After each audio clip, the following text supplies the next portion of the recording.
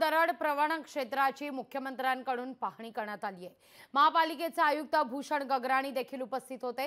दरड दुर्घटनेतून बचावाकरता उपाययोजना केल्या जाणार आहेत।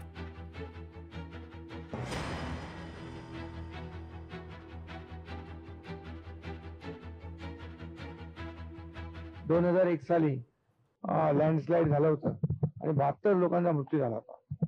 तर अशा अति धोकादायक मुंबईमध्ये 31 साइड आयडेंटिफाय केलेले आहेत आणि त्यामध्ये काम पॅरलली चालू राहील आणि पूर्णपणे मुंबईमध्ये ज्या ठिकाणी अशा प्रकारचे दरडी कोसळू शकतात आणि लोकांची जीवितहानी होऊ शकते, हे या सगळ्या सेफ्टी नेटमुळे हे थांबेल आणि मुंबईकरांना मोठा दिलासा मिळेल।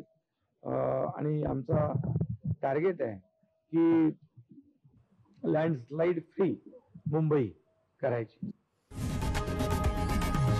लोकशाही मराठी ऐका, पहा, जागरूक रहा।